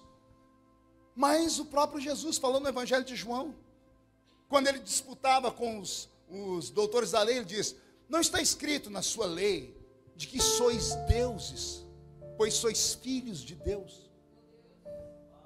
Êxodo capítulo 7, Deus olhou para Moisés e disse: Moisés, eis que eu te levanto e te coloco diante de Faraó como Deus. Já leu isso? Êxodo capítulo 7, verso 1. Só que toda vez que o homem é atrelado à palavra Deus, ele está com letra minúscula. Só aparece Deus com letra maiúscula quando é o eterno. A palavra deuses com D minúsculo vem do hebraico Elohim. Elohim é juiz, filho de Deus. Gênesis capítulo 6, vieram os filhos de Deus e entraram as filhas dos homens. A palavra filhos, Elohim. E o que é Elohim? É aquele que julga, que tem autoridade, mas a autoridade dele é limitada, porque ele não pode ser Deus com D maiúscula, porque Deus com D maiúsculo pode ser adorado. Deuses com D minúsculo não podem ser adorados. Deuses com D minúsculo são criados. Deus com D maiúsculo, ele é incriado. Por isso, só ele é, e só ele merece, e só ele pode. Quem é filho de Deus aqui? Se você é filho de Deus, você herdou características genéticas do seu pai. Sim ou não? Esse corpinho bonitinho aí, essa pele cor de ambar, ou cor de jambuticaba, ou cor de jambo, isso aí é herança genética. Esse olhinho vesgo é da vovó, essa perninha torta do vovô, esse cabelinho aí, mamãe, esse corpinho aí em forma, sabe Deus o que? Papai, herança genética. Se somos filhos de Deus, nós herdamos características genéticas dele. Uma delas é a habilidade de fazer milagres. Só Deus faz milagres, sim ou não? Os filhos dele também. Quer ver um milagre? E não precisa ser religioso para isso. Eu tenho um milagre aqui na minha mão. Isso aqui. Não, pastor, isso é um smartphone. Dê o nome que quiser. Para mim é um milagre. Pergunte por quê. Quando alguém me liga, como é que a voz da criatura vem parar aqui dentro? Quando eu era da roça e nós compramos um telefone, alugamos, olha de que época que eu sou. A gente alugava telefone. Eu entendi a voz da pessoa vir no telefone porque tinha um fio. Falei, a voz vem pelo fio e entra aqui. Porque a professora ensinava a gente a fazer telefone sem fio na escola. 2 copinhos e um barbante. A gente falava, o outro escutava do outro lado. Então eu entendia. Aí criaram esse trem sem fio. Aí a voz da pessoa vem parar aqui dentro. Tente me explicar, não vou entender. Eu sei que você vai falar, pastor, lá no céu tem aqueles guarda-chuva de ponta cabeça que chama satélite. As ondas analógicas ou digitais voam pelo espaço-tempo, batem lá e lá tem um chip com um código que está aí dentro. Aí vai lá, volta aqui, fale o que quiser. Eu não entendo, porque a minha mente não consegue conceber. Pior do que ouvir a voz da pessoa é ver a imagem dela aqui. Se isso não é um milagre, eu não sei o que é um milagre. Quer ver um milagre que me fez chorar dia desses? Um brasileiro, um médico brasileiro, detectou que o bebê de uma senhora ia nascer aleijado, pois ele criou um equipamento, abriu a barriga da mulher, tirou a placenta e o bebezinho lá dentro. Com um aparelho quase que microscópio, ele ficou dentro da placenta. Ele foi nas costas do embrião e consertou o osso. Ele tirou, voltou para a barriga, disse para a mãe: seu bebê vai andar. O que é isso? Filhos de Deus. Ah, se você soubesse do que você é capaz. Ah, se você soubesse o que Deus preparou para a sua vida. Você não andaria pelas ruas de Cajamar de cabeça baixa, ombro caído, parecendo uma rolinha que tomou uma pedrada de um menino levado. Você não ficaria tendo crises existenciais, olhando para o espelho dizendo: quem sou eu? De onde vim, para onde vou? Não passaria o culto inteiro me olhando com essa cara feia, parecendo que foi batizado num pote de vinagre. Não entraria numa igreja pentecostal e ficaria com esse braço cruzado, perna cruzada, mascando essa desgraça desse chiclete, olhando para mim, filosofando, dizendo: to be or not to be, that's the question. Não, se você soubesse quem você é, nada nessa cidade roubaria a sua paz, nada nesta vida roubaria as promessas de Deus, nada nessa existência tiraria você do projeto que Deus te fez. Eu não estou pregando para o resto da sociedade, não, eu estou pregando para a nata da sociedade de Cajamar. E se alguém acredita nisso, dá mais um grito de glória a Deus, por favor.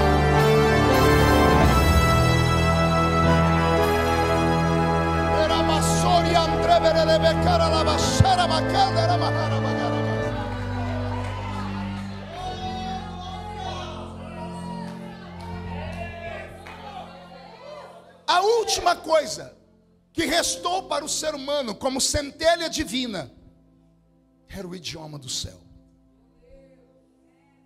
Mas logo após o dilúvio, se levantou na terra um homem chamado Nimrod.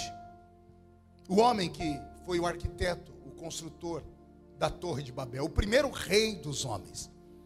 E ele colocou na cabeça de todo o mundo de sua época que Deus poderia voltar a destruir a terra com dilúvio. E quando ele conseguiu convencer os homens disso, ele diz: façamos uma torre para que possamos chegar até os céus, porque há de ser que se ele jogar água de novo na terra, seremos salvos. E na medida que a torre foi sendo construída, os homens adorando Nimrod, Deus teve um surto. Ele levantou do seu trono e gritou, não em primeira pessoa, mas gritou no plural: eia, desçamos e confundamos a língua dos homens. As línguas humanas nascem ali. Por que nasceram línguas humanas? Porque Deus arrancou do homem o idioma do céu. Era a maneira de Deus dizer: vocês não merecem falar mais comigo, não vão conseguir mais falar no meu idioma. A palavra confundamos, do verbo confundir do hebraico, é: tiremos do homem a habilidade de se comunicar conosco. Na Torre de Babel, o homem se torna um animal racional, porém um animal. Não há mais nada divino dentro dele. Nimrod matou o próprio pai para dormir com a mãe e teve filhos com ela. Os animais perderam para a raça humana no Velho Testamento. Os homens se tornaram bárbaros, passaram a estuprar mulheres, passaram a assassinar filhos, passaram a servir bebês recém-nascidos em barriga de postes ídolos criados na Mesopotâmia antiga, a mãe e berço de todo o paganismo, de toda a idolatria. Os homens se tornaram seres tão ruins e hostis que Deus os abandonou à sua própria sorte. O símbolo do homem do Velho Testamento sem Deus era um suíno, um porco. Você já viu algum porco olhar para o céu? Sabia que porcos não olham o céu? O pescoço deles não dá articulação para olharem para o céu, só olham para baixo e só chafurdam na lama, na carniça, nas fezes. O homem sem a presença de Deus não passa de um suíno. Ele não consegue ver o céu e adorar. Para ele tudo se resolve na esfera aqui. O homem moderno, ele caminha por esse caminho. Ele não acredita em Deus, não acredita na existência do céu, não acredita que a sua alma é imortal. Por isso a tendência do homem usufruir dessa terra, dessa carne, no máximo que pode. Essa é a lei do mundo: sexo, rock e drogas. Sexo, drogas e rock and roll. Criado na década de 60 com os hippies. Ou seja, os homens se apartaram de Deus, se esqueceram dele e vivem esta vida enlameada e querem que os nossos filhos sigam. Nossas universidades federais estão tomadas por pensadores desse mundo apenas. E eles dizem: você pode ser o que você quiser ser, porque a vida começa aqui e termina aqui. Por isso que eles dizem para os seus filhos que eles podem ser uma pedra, uma árvore, um cavalo, um gato, ou ser o que eles quiserem. Eles querem arrancar do homem a imagem e a semelhança do Criador. A igreja é o último reduto. Nós estamos no último fronte. Só existe paz e esperança aqui dentro. Fora daqui, o mundo está jogado às drogas, está jogado à perversidade, à promiscuidade. Porque os donos desse mundo, ao negarem Deus, abriram portas para que os demônios saíssem do inferno e habitassem nessa terra. Por isso temos homens que estupram bebês. Como é que um ser humano pode estuprar um bebê? Por isso temos homens capazes de pegar um bebê e colocar dentro de um forno e assá-lo, como aconteceu lá com o Hamas em Israel, alguns dias atrás. Por isso o ser humano se tornou um ser tão impiedoso, porque ele abriu brechas e o inferno veio habitar na terra. Só existe um corpo na terra que ainda recebe Cristo. Ele está aqui na minha frente. Por isso que a Bíblia diz que a igreja é o corpo de Cristo. Você não entendeu? A igreja é o corpo de Cristo. O mundo é o corpo do demônio, e o demônio habita neles. O último lugar onde Cristo habita é aqui.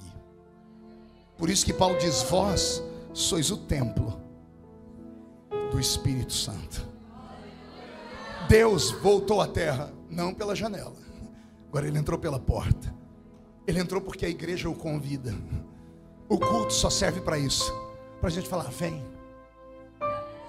entra, a casa é sua, pode reinar. Consegue entender isso? Aleluia. O homem do Velho Testamento se perdeu tanto que Deus abandonou a raça humana à sua própria sorte. Você nunca se perguntou por que depois da Torre de Babel Deus para de falar com o mundo todo e ele cria um mundo só dele? Ele vai em Ur dos Caldeus e vai numa tenda de noite e fala com um homem chamado Abrão.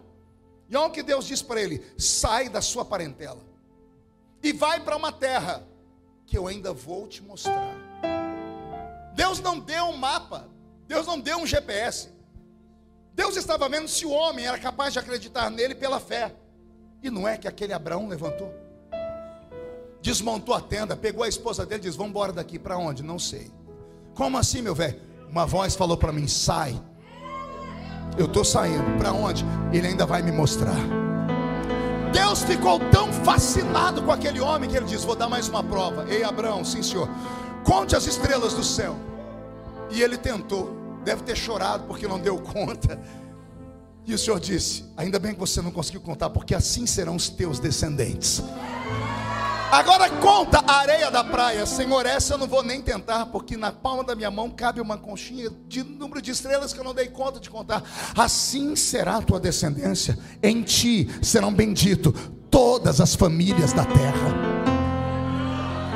Um homem, e desse homem Deus foi criando uma nação. De Abraão vem Isaac, de Isaac vem Jacó, de Jacó Deus faz vir 12 filhos. Esses 12 filhos se transformam em 12 tribos. Essas 12 tribos se tornam uma nação chamada Israel. Das 12 tribos, Deus escolhe uma para cuidar daquilo que era santo e sagrado, que é a tribo dos levitas. Quem vem da tribo dos levitas e é famoso na Bíblia? Moisés, Arão, Miriam. Arão, o primeiro sacerdote, que vai se transformar em sumo sacerdote. Porque o sacerdote, depois da construção do tabernáculo, só podia ir no alpendre, no átrio e no lugar santo. Mas o sumo sacerdote ia além do véu. E atrás do véu tinha um lugar chamado Santo dos Santos. E o que tinha lá no Santo dos Santos? Uma arca, chamada de Arca do Testemunho, Arca da Aliança. E o que era a Arca da Aliança? Uma caixa de madeira de acácia pintada de ouro por dentro e por fora. Até aí tudo bem. Mas a tampa dela era de ouro maciço, toda trabalhada. E tinha em cima da tampa 2 querubins, cujas asas se tocavam e cuja face deles não olhavam para cima, olhavam para baixo. E o que eram essas asas? O trono de Deus. Uma vez por ano, no dia do Yom Kippur, Deus saía da nuvem, do trono de glória, das asas do querubim de verdade. Não é assim que está no Salmo 18? E ele sentou nas asas de um querubim e voou nas asas do vento. Deus saiu das asas do querubim, porque os querubins sustentam o seu trono, e ele desceu nas asas dos querubins de ouro.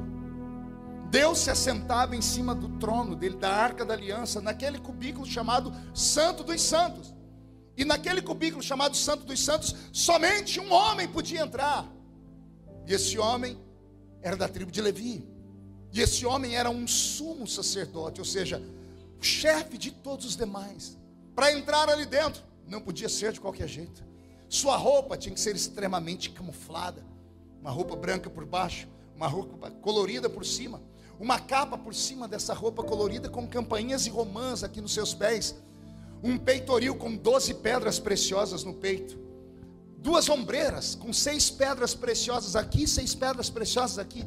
Nesse dia ele não podia usar o kippá, que é aquele chapeuzinho que o judeu usa aqui no cocoruto. Ele usava uma mitra, que é um turbante extremamente grande, cujas bordas tapavam a orelha, o pescoço e atrás dele. E aqui em cima vinha escrito em ouro: santidade ao Senhor. O sumo sacerdote, para entrar ali dentro, era amarrado com uma corda, e as suas mãos usavam uma luva de cor vermelha. Que luva era essa? Uma bacia com o sangue de um animal puro, de um cordeiro imaculado. O sumo sacerdote, para entrar na presença de Deus, tinha que colocar as mãos ali dentro. Quando ele tirava, suas mãos estavam impregnadas com sangue, uma luva vermelha, que ele não podia tocar na cortina, no véu do templo que separava o lugar santo do Santo dos Santos. Então os sacerdotes do lugar santo abriam a cortina sobre eles, porque não podiam olhar lá dentro. Só o sumo sacerdote podia entrar na presença de Deus. E ele entrava, e na medida que ele ia entrando, aquela corda amarrada na cintura ia dando espaço. E na medida que ele ia andando, as campainhas e os romãs iam batendo uma na outra, fazendo plim, plim, plim. E eles iam ouvindo barulho. Quando aquelas campainhas paravam de fazer barulho, os sacerdotes sabiam que era hora de ajoelhar, porque o sumo sacerdote tinha chegado no lugar certo. Que lugar era esse? Aquela arca da aliança. Sabe, a tampa chamava-se propiciatório. 4 cantos dela. Ele pegava o sangue das mãos e passava nos 4 cantos. Após fazer isso, ele abaixava a cabeça e dava 7 passos para trás. Quando ele se afastava, Deus saía dos querubins de verdade e descia em cima dos querubins de ouro. Deus se assentava ali, e antes de olhar para o sumo sacerdote, Deus virava o rosto 4 vezes, 2 para cada lado. Pergunte para quê? Para sentir o cheiro do sangue, para saber se o sangue era de um animal puro, imaculado e inocente. Quando ele sentiu o cheiro do sangue e viu que o animal era puro, aí Deus olhava para o sumo sacerdote, da cabeça aos pés. E o sumo sacerdote não podia ter defeito, nem da orelha, nem no nariz, nem na boca, nem nas pernas, nem nos pés, nem nas mãos e nos braços. Não se escandalize, o sumo sacerdote não podia ter problema nem na sua bolsa escrotal. Tudo isso, símbolos. 3 horas para pregar sobre isso, eu não tenho tempo. O sumo sacerdote tinha que ser perfeito. Ele não podia ter problema na orelha. Pergunte por quê? O sumo sacerdote não pode dar ouvido para qualquer um. Não podia ter problema no nariz. Pergunte por quê? Não podia se meter na vida dos outros.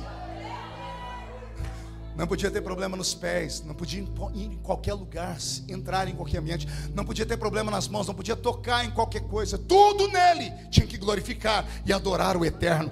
Se o sumo sacerdote tivesse qualquer defeito, ele morreria fulminado ali na presença do Eterno, porque ele tinha tanta roupa, e tanta roupa com pedra e ouro. Pergunte por quê? Quando Deus descia, a glória dele inundava o Santo dos Santos. A glória de Deus, aquela luz eterna, o sol da justiça ali naquele cubículo, a glória batia no sumo sacerdote, e do jeito que batia, voltava. Porque as pedras refletem. Como ele estava encurvado, as pedras, os ombros refletiam. Como ele estava encurvado, o que está escrito em ouro, a glória batia e voltava. Quando a glória batia nos pés dele, as campainhas que ali estavam refletiam. Tudo nele fazia a glória vir e voltar. Era Deus dando um ensinamento. Pergunte qual? Eu te deixo sentir a minha glória, mas eu não te dou ela. Porque a glória é minha e eu não dou ela para ninguém. Estou com o corpo todo arrepiado, porque a glória dele está aqui.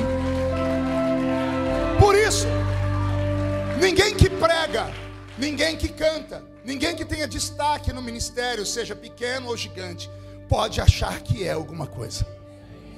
Por isso, ninguém que tem uma oportunidade de fazer ou servir a Deus dentro da igreja pode ser arrogante, ou andar com o nariz empinado e dizer: se eu não estiver aqui, nada funciona. Ninguém é insubstituível, só Ele é. Se você não estiver aqui, pode ser que a glória de Deus não vai descer como antes, porque você tem o dom. Mas o que adianta ter o dom e ser concorrente com o doador? Melhor é não ter o dom, mas ter amizade com o doador, do que ter o dom e ser rival dele. Tudo isso dentro daquele cubículo. E dentro daquele cubículo, Deus falava com um único homem no mundo, chamava-se sumo sacerdote. E Deus abria aquela sua boca santa e falava com aquela voz tranquila, dizendo: esse ano haverá paz, prosperidade e muita saúde. Quando Deus determinava a ordem, do jeito que ele descia, ele subia. Aí a história da corda. Eu era garoto na escola dominical da Assembleia de Deus, e o professor dizia: a corda era para caso o sumo sacerdote estivesse em pecado, caísse morto, ninguém podia entrar lá, alguém tinha que puxar ele para fora. Mas eu li a história de Israel, nunca nenhum sumo sacerdote morreu lá dentro, porque ninguém era trouxa de entrar lá dentro em pecado. Por isso tinha o átrio, onde tinha uma pia batismal, onde ele tomava banho por ele, pela família, 200 banhos se fosse possível. Depois entrava no lugar santo, fazia sacrifício por ele, pelos netos, pela mãe, pelo pai, para não ter problema de entrar lá dentro e morrer. Então aquela corda servia para outra coisa. Pergunte para quê? Vem comigo. Alguém já teve uma emoção muito forte aqui na vida? Você já viu que tem pessoas que quando vê uma artista, ela desmaia? Ela vê, pum, cai pro chão. Já aconteceu isso comigo, e olha que eu não sou artista. Cheguei uma vez para pregar em divisa de Ourinhos com Paraná, cidade grande que tem lá, esqueci o nome agora. Eu cheguei, quando eu desci de uma van, abriu a porta, tinha uma multidão esperando. Uma irmã, quando me viu, falou: ele é de verdade. Pum, caiu no chão, desmaiou. Alô, é claro que eu sou de verdade. Acho que ela queria me beliscar. Mas as pessoas se afeiçoam a pessoas e têm emoção forte. Quantas pessoas já ouviram falar que morreram quando o time dele fez um gol? Morreram quando o time perdeu. Emoção extremamente forte. O ser humano é tendencioso a ter emoções fortes. O sumo sacerdote era o único homem do mundo que ficava diante de Deus e não morria. Deus não falava com mais ninguém, a não ser com ele. Ele era o porta-voz do Deus Criador para toda a nação de Israel. Deus descia e ficava muito rápido lá dentro. Deus não podia ficar muito tempo lá dentro. O sumo sacerdote tinha um ministério de 5 anos apenas. Pergunte por quê? Para entender isso, eu tive que estudar o tempo presente. Alguém conhece algum amigo aqui que trabalha em hospital? Alguém tem? Alguém conhece algum amigo ou amiga que trabalha no hospital, mas trabalha na radiologia? Lá tirando radiografia? Você sabia que pessoas que trabalham com radiografia, elas se aposentam mais cedo? Pergunte por quê? Me responda você. A radiação ultrapassa a carne e vai nos ossos e cria osteoporose. Se ficarem muitos anos ali, podem morrer. A glória de Deus é incompatível com a raça humana. Por isso Deus disse a Moisés: quem me vê morre. A glória de Deus é incompatível com a nossa carne. Por isso que de vez em quando vem Deus dentro da igreja, alguém desmaia, cai para o chão. Deus não pode deixar aquela glória incessante, senão a gente morre. A gente tem um infarto. Já aconteceu com você de ficar na igreja e não querer ir embora mais? Querer colocar um colchão aqui dentro? Não é? Por quê? Porque é a glória dele. A glória dele vem e vai. É a nossa salvação. Ele só dá para nós uma pitadinha do céu. Experimenta aí o que você vai viver na eternidade. Tá? Olha que interessante. Se você estudar a cultura católica, você vai ver que os santos católicos, a maioria deles eram cristãos devotos de verdade. E a maioria deles eram doentes. Daí a palavra que não é mais usada na língua portuguesa, vicissitudes. O que eram vicissitudes? Traumas, tragédias, acidentes, doenças, que os santos carregavam sobre eles. Por quê? Por que será que homens e mulheres que ficam muito perto de Deus sofrem igual sovaco de aleijado? Opa, não pode falar mais isso que dá cadeia, dá processo. Desculpa, voltando, sofrem mais do que axilas de portadores de necessidades especiais. Tem que ser esperto, senão o faraó lá daquele lugar manda a Polícia Federal na minha casa no dia seguinte. Entenderam? A glória de Deus é incompatível conosco. Você tem uma mãe de oração? Alguém tem aqui? Alguém tem aquela irmãzinha, aquele irmão que na hora que você está no vale da sombra da morte é para ele que você liga? Tem alguém aqui? Já foram na casa deles? Já viu algum deles rico? Milionário? É tudo gente que tem 2 dentes na boca. O zagueiro e o atacante. É analfa de pai e beta de mãe. Vivem num lugar que você diz, como pode essa pessoa ser tão perto de Deus e viver uma vida desse jeito? A glória de Deus é incompatível com a raça humana. O ministério do sumo sacerdote durava 5 anos, porque mais do que isso o corpo dele não aguentava. E ó, que ele ficava perto de Deus segundos. Só ele ouvia a voz de Deus. E Deus só falava lá atrás do véu do templo. Pastor, o que é que isso tem a ver com a gente? Respira fundo. Jesus vem à terra. 33 anos e meio. E ele recebe a cruz de presente. E no dia que ele morreu, no exato momento em que ele morreu, deu um terremoto na terra. A Bíblia diz, o céu se escureceu e houve um terremoto na terra. O terremoto foi tão violento que abriu tumbas. E a Bíblia diz que o corpo de muitos santos saíram andando pela terra. A ressurreição dos mortos aconteceu quando Jesus morreu na cruz. Só que a Bíblia diz que o terremoto entrou em Jerusalém, rachou a cidade no meio, e no centro da cidade estava o templo. E o véu do templo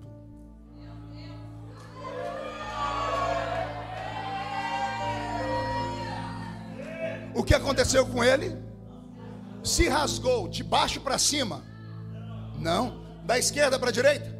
Direita para a esquerda. Se rasgou como? Pergunte a mim por quê, pastor? Porque de véu ele só tinha o nome. Ele era feito de pele de animais. Precisava de uma junta de bois, 12 bois para arrastar esse véu no deserto. Deus criou uma couraça para que ninguém mais ficasse perto dele. Deus não queria mais a raça humana. Ele abriu uma brecha com Abraão por misericórdia para tentar encontrar meia dúzia de fiéis na terra. No Velho Testamento todos pecaram. Tanto que de Malaquias a Mateus temos um período chamado de interbíblico. 400 anos que Deus ficou sem falar com a raça humana.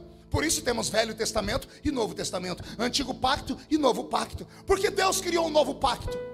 Por misericórdia. Só que mesmo no Novo Testamento Deus não falava com o homem face a face. Aí Jesus morre na cruz. Aleluia.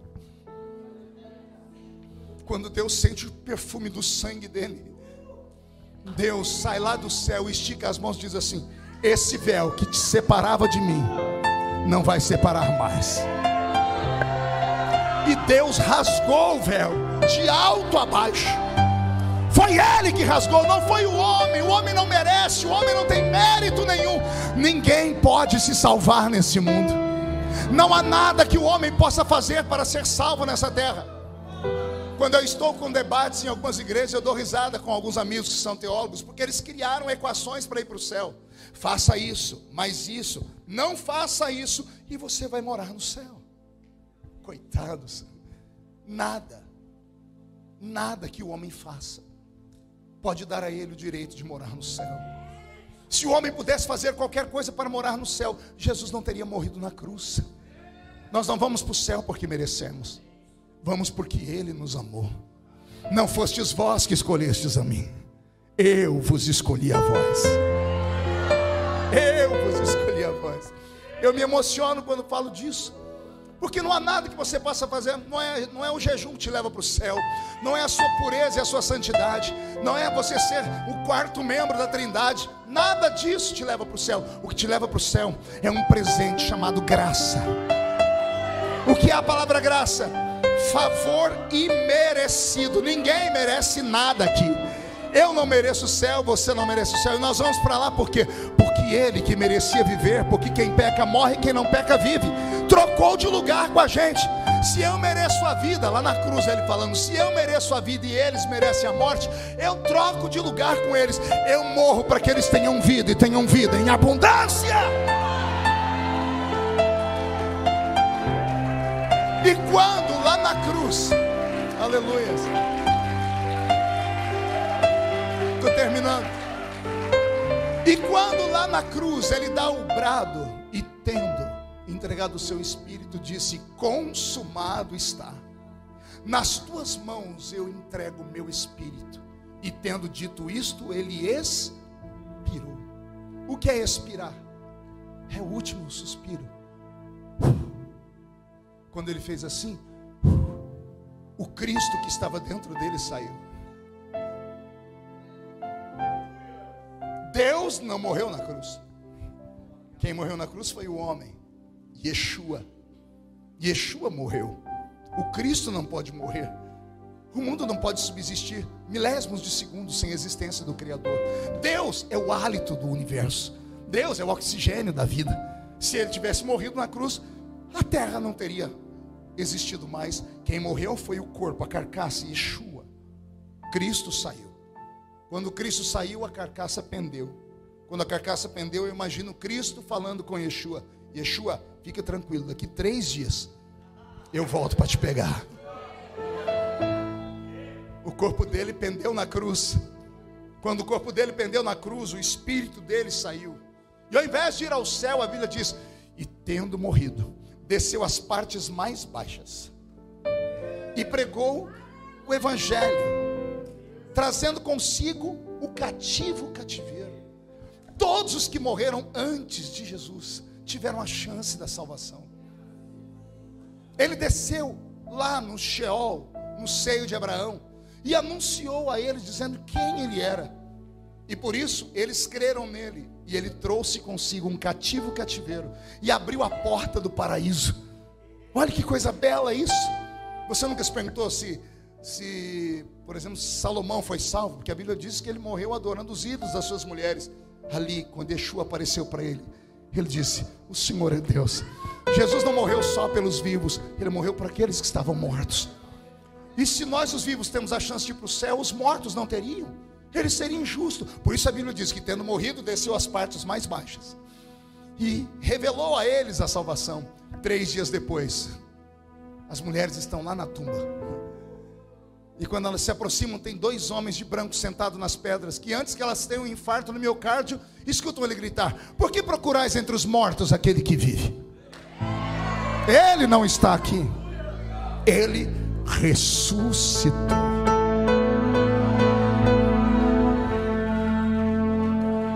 Quando ele expirou, o véu do templo se rasgou. O que significa isso? Era Deus dizendo: a partir de agora, qualquer um de vocês pode chegar na minha presença. Mas faltava um detalhe. Pergunte qual? Não sei se eu falo. Fala. Quando Jesus ressuscitou, ele apareceu por um período de 40 dias a 500 testemunhas, em 2 grupos: os discípulos que ele transformou em apóstolos e outros que eram apenas discípulos. E ele marcou com eles 2 encontros. O primeiro encontro foi com seus discípulos. João capítulo 20, 21 e 22. A Bíblia diz que Jesus se aproximou deles. Estavam eles ali, os 11, porque Judas tinha o traído. E a Bíblia diz que Jesus fez assim: e tendo assoprado sobre eles, disse: recebei o Espírito Santo. 2 textos da Bíblia mostram Deus soprando sobre os homens: Gênesis, quando Deus soprou nas narinas do homem, e João, quando Jesus soprou nos seus discípulos. Jesus estava preparando eles, condicionando eles para poderem falar com Deus. Mesmo eles cheios do Espírito Santo, não era o suficiente. Aí Jesus marcou um encontro com eles. Lucas 24, 49. Ficai em, até que do alto sejais, do quê? De poder. Ali em João, capítulo 20, 21, 22, Jesus os vestiu assim. E eles respiraram. E o Espírito Santo entrou dentro deles e limpou a casa. Agora eles têm o Espírito Santo dentro deles, mas não era o suficiente. Ele diz: ficai em Jerusalém até que do alto sejais revestidos de poder. E em Atos capítulo 1, Jesus sobe aos céus e eles saem dali e vão para um cenáculo, que é a sala de uma casa. Não era uma igreja, não era uma sinagoga, era a sala de um crente muito rico, porque para comportar 500 pessoas tinha que ser uma casa muito grande. E eles começaram a orar, e esperaram até a promessa se cumprir, porque ele disse: ficai em Jerusalém. E eles oraram por 10 dias. Nesses 10 dias, 380 e alguma coisa desistiram, tiveram que voltar para a vida comum. Mas quase 120 permaneceram ali dentro. E 10 dias depois, estavam todos reunidos no mesmo lugar. Quando de repente veio do céu um som, como de um barulho forte e impetuoso, que encheu a casa onde estavam assentados. E foram vistos por eles línguas repartidas como que de fogo, as quais pousaram sobre cada um deles. E todos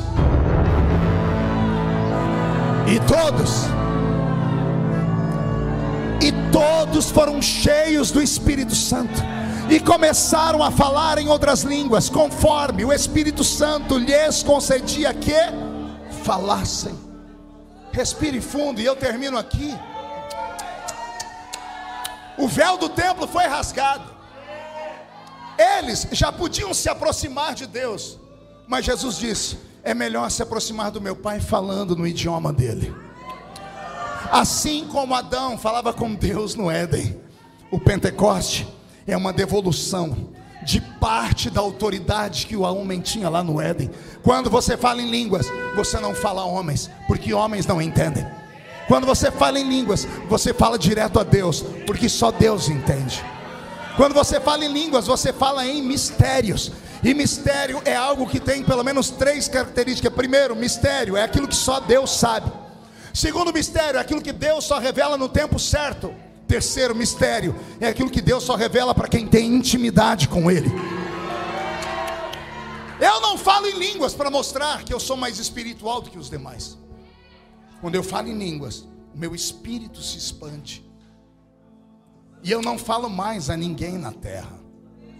Quando eu falo em línguas, eu falo direto com Deus. Sente aí, vem cá, rápido, rápido, você sobe aqui, sobe a escada, rápido. Espírito de tartaruga, eu te repreendo. Fique aqui perto de mim. Aqui está o Eterno. Ele está sentado no trono, olhando a terra. E tem bilhões de pessoas falando com ele, no seu próprio idioma. Um fala em árabe, o outro em hebraico, o outro em inglês, o outro em português, o outro em jamaicano, o outro em dialetos da África, milhares de idiomas. Mas de repente, no meio desses milhares de idiomas, sobe uma voz que fala no idioma dele. Quem fala em línguas não fala homens, porque em mistérios, pergunte o que é mistério? É isso aqui, ó.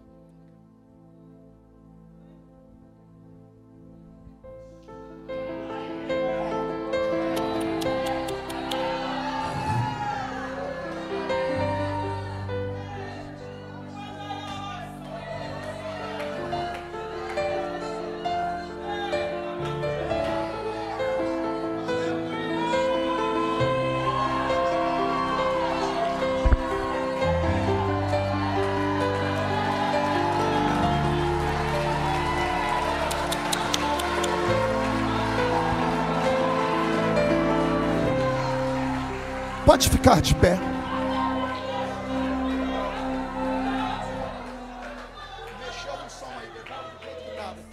Escute.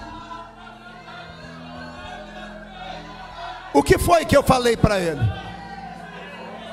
Alguém sabe? Você não sabe por quê? Você não ouviu, não entendeu? É claro que não, porque eu não falei para você, eu falei para Ele. Quando você fala em línguas, a sua voz sai da terra, ela atravessa o céu atmosférico, ela atravessa o céu cósmico, ela entra no terceiro céu, ela atravessa as ruas de ouro e sobe o tabernáculo do Deus vivo, ela atravessa o alpendre, o átrio, o lugar santo, e ela entra no santo dos santos. Ela vai no ouvido de Deus, e só Deus entende o que você fala.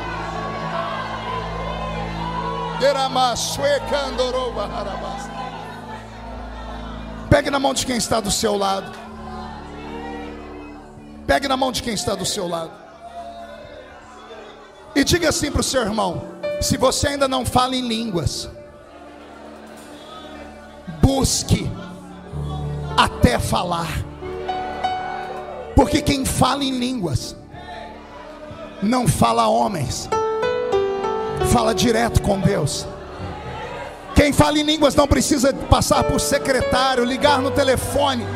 Quem fala em línguas tem um cordão aberto, um portal aberto até o céu. Pentecoste é isso, torrentes de água viva descendo sobre nós. E no 8º aniversário deste ministério, o Senhor me trouxe aqui para te dizer: você poderia estar em qualquer lugar, mas Deus te trouxe para estar perto da presença dEle. Feche os seus olhos e adore. Eu poderia estar em qualquer outro lugar, mas tua glória me atraiu, tua presença me atraiu. Tentei me esconder por medo de não viver, mas tua glória me atraiu, tua presença me atraiu. Eu poderia estar em qualquer